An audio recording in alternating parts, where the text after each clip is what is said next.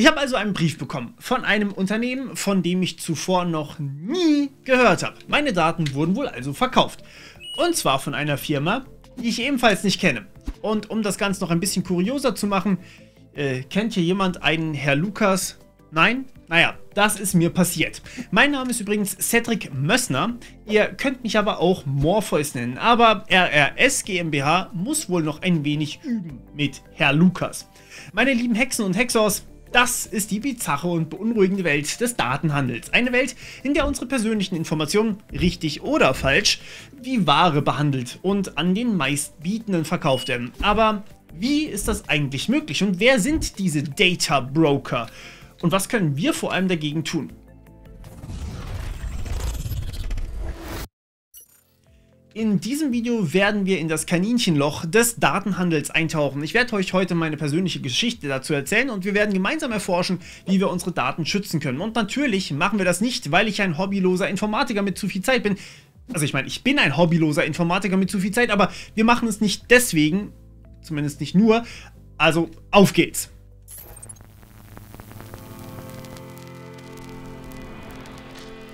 Nun, es begann alles mit einer Firma namens Aitamo. Ich wusste nicht, wer sie waren, aber sie schickten mir diesen merkwürdigen Brief. Persönlich vertraulich The Morpheus Tutorials zu Händen Herr Cedric Mössner. Adresse lese ich jetzt mal nicht vor. Unternehmer sucht Unternehmen im Bereich Erbringung von Dienstleistungen der Informationstechnologie. Sehr geehrter Herr Mössner, die Aitamo ist einer der Marktführer unter den Beratungsgesellschaften für den Verkauf bzw. Kauf sowie Beteiligung im Bereich von kleinen und mittelständischen Unternehmen. Wir haben aktuell Kaufinteressenten, die auf der Suche nach einem Unternehmen in ihrer Branche sind. Sollten Sie den Verkauf Ihres Unternehmens planen oder einen Investor für Ihr Unternehmen suchen, dann senden Sie uns zeitnah die beigefügte vertrauliche Kontaktanfrage. Mit freundlichen Grüßen, Geschäftsführer. Darf ich das vorlesen? Jetzt bin ich natürlich Informatiker und verbringe viel Zeit im Internet. Ich gebe zu, ich habe mich natürlich bei einigen Websites angemeldet und ich bin mir sicher, dass meine Daten hier und da gestreut sind. Aber dass meine Daten auf diese Weise verkauft werden, hat mich dann doch ein bisschen überrascht. Immerhin bin ich ja tatsächlich selbstständig. Ich habe also ein bisschen angefangen zu recherchieren. Zuerst nur bei Aitamo und was ich herausfand, war einigermaßen interessant. Aitamo ist ein Unternehmen, das sich auf den Verkauf, Kauf und die Beteiligung an kleinen und mittelständischen Unternehmen spezialisiert hat. Sie arbeiten mit Unternehmen zusammen, um Unternehmen zu verkaufen oder zu kaufen oder um sich an den Unternehmen zu beteiligen und um Wachstum und strategische Neuausrichtung zu fördern. Aber hier ist der interessante Teil. Ich bin zwar Unternehmer, ich besitze aber kein Unternehmen, das ich verkaufen möchte. Meine Bootstrap Academy ist mein Baby und ich habe auch nicht vor, mich an einem Unternehmen zu beteiligen. Also natürlich, außer ihr habt Interesse an Crowdfunding und wollt mir Teile an einer Firma schenken. Warum hat also Aitamo meine Daten gekauft? Naja, ich habe also einfach mal freundlich gefragt, woher zum Funk die meine Daten haben. Zurück kam eine E-Mail, dass die Daten von einer Firma namens RRS GmbH haben. Nie gehört.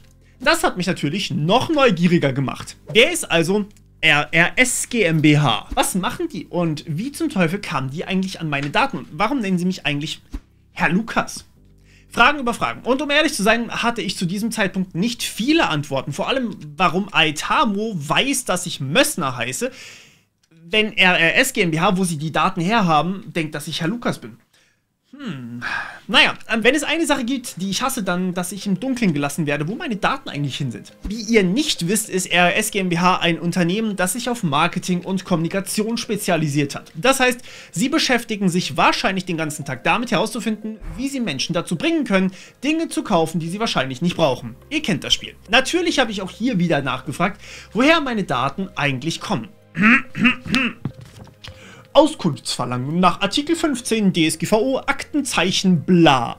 Sehr geehrter Herr Lukas, vielen Dank für Ihr Auskunftsersuchen. Sie baten uns, die Adresse The Morpheus Tutorials zu beauskunften und zu löschen. Gemäß Ihres Auskunftsbegehrens teilen wir Ihnen folgende Informationen mit. Die folgenden Sie betreffenden Datenkategorien wurden von uns gespeichert und verarbeitet. Firmenname, Straße, Postleitzahl, Vorname, Nachname.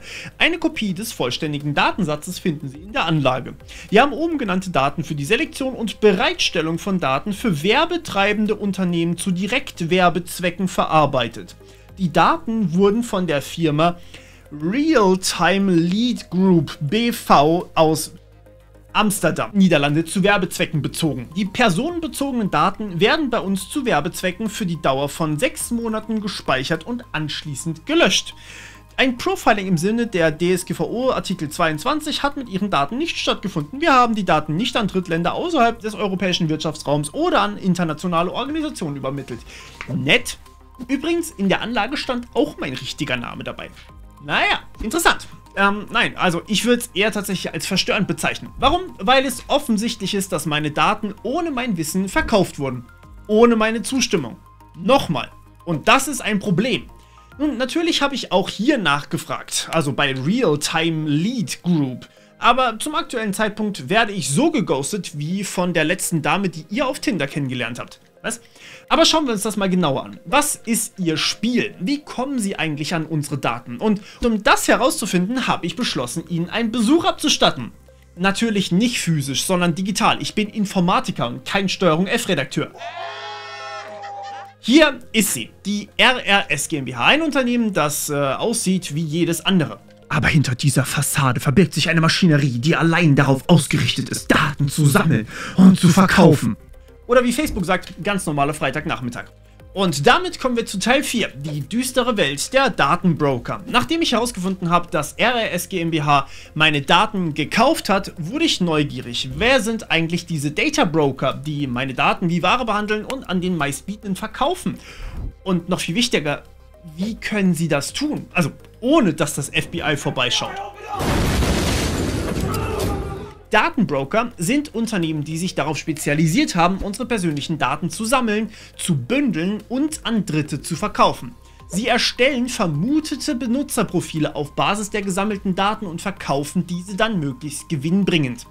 Das Verrückte daran, sie benötigen oft nicht einmal unsere aktive Einwilligung, um genau das zu tun. Sie bewegen sich zumindest meistens im gesetzlichen Rahmen, was das ganze Geschäft noch beunruhigender macht. Hold on, haben wir nicht sowas wie Datenschutzgesetze? Was ist eigentlich mit der DSGVO, wenn man sie mal braucht? Sollten sie nicht genau damit diese Punkte unterbinden?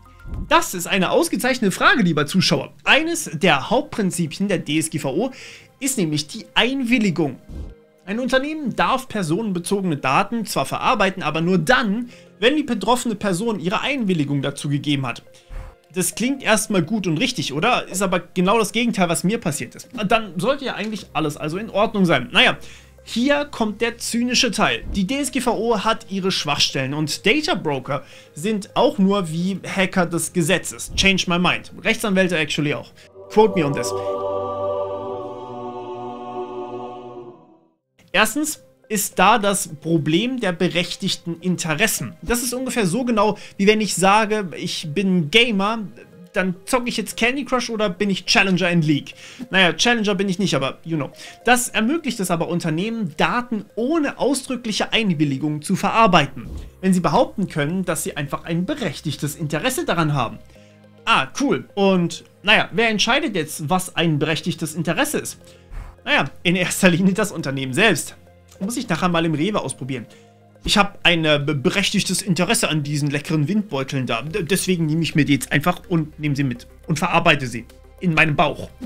Zweitens gibt es das Problem der Einwilligung durch Nutzungsbedingungen. Wie viele von euch lesen tatsächlich die AGB, Nutzungsbedingungen oder Datenschutzbestimmungen, wenn ihr euch zum Beispiel für einen neuen Service oder eine App anmeldet? Wenn wir mal ehrlich sind, wahrscheinlich nicht so viele. Sogar so wenige, dass Apple eine Zeit lang einen Joke bei sich auf einer späteren Seite in den AGB drin hat und niemand ihn gefunden hat. Für Jahre. Unternehmen verstecken die Einwilligung zur Datenverarbeitung also in ihren langen und komplizierten Nutzungsbedingungen. Wenn man diesen zustimmt, und das tut man in der Regel, weil wir eben diesen Service nutzen wollen und wir haben keine andere Chance, dann hat man eingewilligt. Drittens gibt es das Problem der Durchsetzung. Die DSGVO mag auf dem Papier gut aussehen, aber ihre Durchsetzung ist da eine ganz andere Sache. Datenschutzbehörden sind oft unterbesetzt und überlastet und viele Verstöße gegen die DSGVO bleiben komplett unentdeckt oder werden gar nicht verfolgt. Es gibt derzeit sogar eine Vielzahl an Untätigkeitsklagen gegen Behörden wegen nicht behandelten DSGVO-Beschwerden. Und schließlich gibt es das Problem der internationalen Datenflüsse. Die DSGVO gilt zwar in der EU, aber das Internet hört ja bekanntlich an der EU-Grenze auf. Denken manche zumindest. Daten können leicht von einem Land in ein anderes fließen und Unternehmen können Datenzentren in Ländern errichten, die eben weniger strenge Datenschutzgesetze haben. Und das macht die DSGVO gegen Data Broker ungefähr so effektiv wie eine Sonnenbrille mitten in der Nacht. Also ja, gutes Geschäftsmodell. Immerhin halten sich so die meisten Gratis-Apps einfach über Wasser. Aber was wissen Data Broker genau über uns? Naja, die Antwort ist ein bisschen erschreckend. Sie kennen, wenn sie gut sind, unsere persönlichen Daten, Name, Alter, Geschlecht, Telefonnummer, E-Mail-Adresse, Geburtsdatum, Wohnort, persönliche Interessen, Kaufgewohnheiten und sogar teilweise Bildungsstand. Manchmal verfügen sie sogar aber noch über sensiblere Daten. Äußerst sensible Daten wie zum Beispiel unser Einkommen, unser Gesundheitszustand oder Informationen zu Vorbestrafungen. Und die Genauigkeit dieser Daten ist jetzt eine ganz andere Geschichte. Unsere öffentlichen Profile, die von Data Brokern gekauft und verkauft werden, sind oft wie schlecht geschriebene, erlauschte Biografien. Die gesammelten Informationen können sehr oberflächlich und ungenau sein und nur auf Annahmen basieren, weswegen ich hier zum Beispiel mit Herr Lukas angesprochen werde oder mir ein Unternehmen angedreht werden soll, beziehungsweise ich meins verkaufen soll, obwohl ich Einzelunternehmer bin. Ich sehe also, ihr sucht Babykleidung für eure schwangere Schwägerin. Ich nehme also nun an, dass Sie, Herr Lukas, männlich 14 schwanger sind. Schreiben Sie da etwa gerade eine Forschungsarbeit über Glücksspiele und besuchen deshalb Websites, die Sie als sehr risikofreundlich erscheinen lassen?